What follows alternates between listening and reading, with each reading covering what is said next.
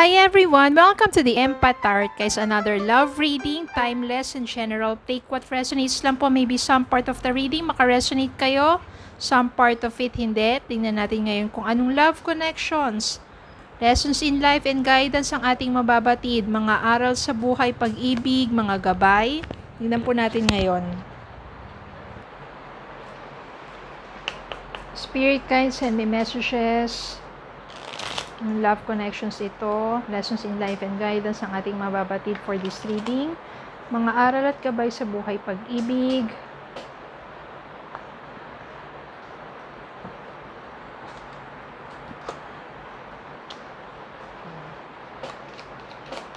Spirit guides, send me messages.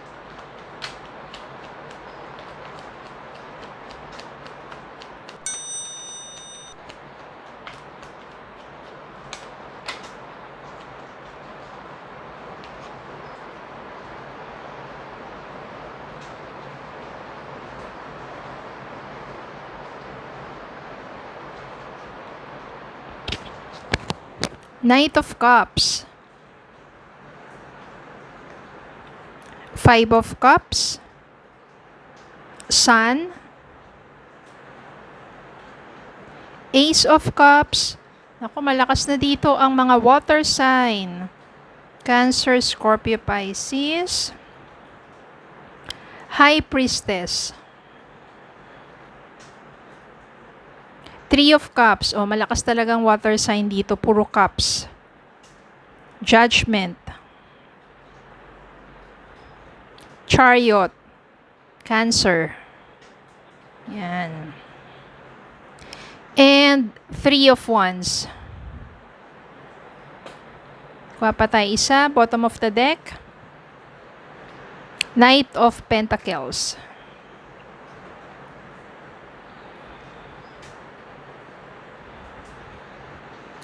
Five of Cups, meron ditong kalungkutan, regrets, loneliness. Yan. So, Five of Cups, parang ito yung mga cups, yung mga damdamin na merong kalungkutan, merong pagsisisi, no, yung regrets sa mga nagawang hindi maganda. Tapos, ang maganda kasi dito, kahit na napakalungkot at yung ang energy nito ay medyo negatibo, kung iisipin mo or kung titignan mo siya sa positive side, kung meron ng regrets dito at meron ng pagsisisi, ibig sabihin yung person mo or ikaw, napagtanto na, no, sa sarili mo yung mga bagay na nagawa mong mali or yung person mo yung mga bagay na nagawa niyang kamalian. Kasi meron ng pagsisisi dito eh. Meron namang regrets na nagawa eh, no? At ito yung magbibigay ng direksyon sa pagsilang muli ng panibagong, sabihin natin panibagong pagkatao sa person mo kung meron na siyang pagsisisi, no? Parang mamamatay na yung dating siya. Itinatakwil na niya yung lahat ng mga hindi magagandang mga gawain niya. At merong panibagong araw, panibagong sigla, panibagong pagkakataon na to live life na sabihin natin, nandun na sa tamang direksyon. Kaya ito yung sinisimbolize ng sun dito. So, maaring yung person mo, babalik sa'yo, kasi itong judgment na to, also signifies na meron na, ayan, natauhan na siya sa kanya mga nagawang pagkakamali. Meron ng awakening dito. At kung meron ng awakening, meron ng pagbabago at pagsisisi, magandang sinyales ito. Your person keeps thinking of you. Ito, Three of Wands. So, planning to reach out to you, always thinking of you, missing you so much. At gusto na niya talagang parang ipahayag ng gusto kung ano man yung nasa sa loobin niya. Which is, gusto niya humingi ng patawad, gusto niya humingi sa'yo ng panibagong pagkakataon. Ito yon. Gusto niyang pumunta sa'yo at maghayag ng kanyang damdamin, mag-offer sa'yo ng panibagong simula. This is a romantic. This is a new opportunity for a renewed love. Nasisense ko dito, renewed love. O with your past person, with your person. This is not a new person. But this is your person na nagkaroon na ng pagsisisi, natauhan na, ikaw ang nais makasama, humingi ng tawad, meron pa ring damdamin sa'yo. Siguro minsan lang naman to nagkamali sa buhay niya. Hindi ito yung someone na paulit-ulit, no? Maaring bago pa lang kayo, tapos ito ay medyo naligaw ng landas, at ngayon napagtantunan niya na ikaw talaga ang nais niya, at humingi siya ng patawad sa mga nagawa niyang pagkakamali. This is a renewed love.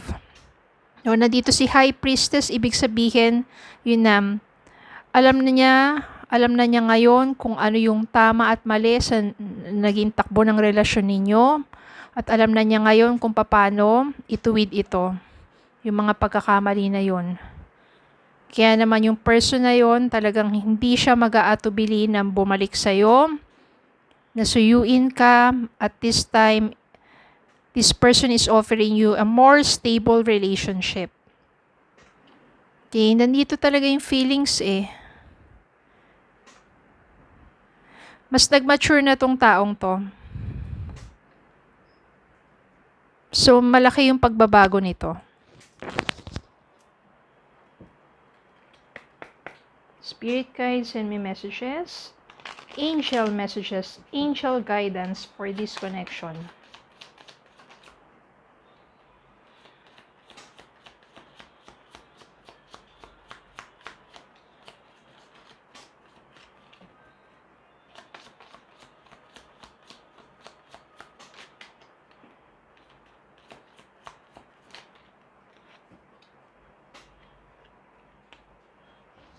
So, lumabas dito, not the right time. Maybe not the right time yung connection nyo before.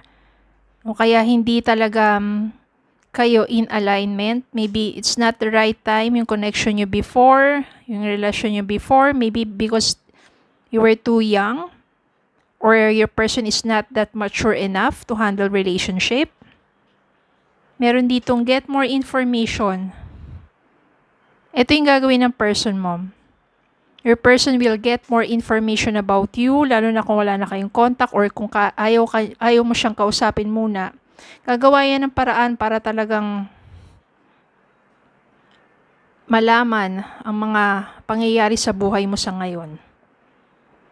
No, magi-stalk yan, mag-aano yan sa mga friends ninyo o kakilala, asking about you, and look for a sign.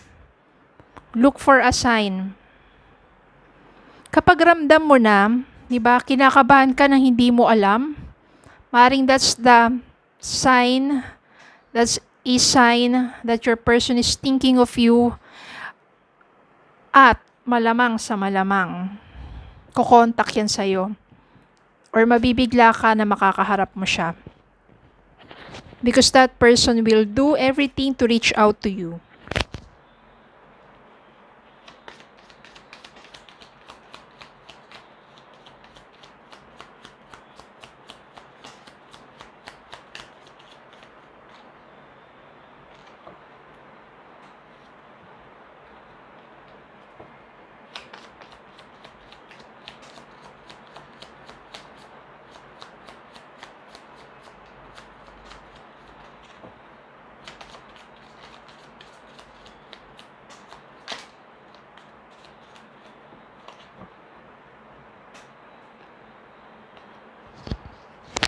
You're ready.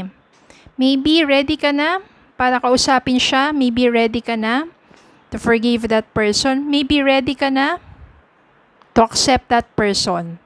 But, it is still up to you. Pwede mo siyang patawarin, pero kung hindi na, kung ayaw mo na talaga or hindi na kasi hindi ka na available, di ba? It is up to you. Or pwede naman patawarin mo siya at i-accept mo ulit siya sa buhay mo. Okay? Maybe itong ready na to is for forgiveness. And it is up to you kung muli mo siyang tatanggapin. Pero ang pinakamahalaga is forgiveness. Kasi maging kayo man ulit or hindi, importante dyan is you already forgive that person. So that you will have peace of mind na at para na rin na sabihin natin na nirelease mo na yung anger. Okay? Ang pinakamahalaga is releasing the bitterness, yung anger sa puso mo. Because when you release that pain, bitterness, anger, sadness, you are totally giving space to your heart to be loved and to love again. No? Pero kapag nandiyan pa rin yung puot, yung galit yan sa puso mo, ay walang espasyo yan para sa panibagong pag-ibig. Sa mga blessings of love. Kaya yun ang pinakamahalaga. Okay, so yun lang po. Maraming salamat po for watching. Please don't forget to like, share, comment, and subscribe. Have a good day po and God bless.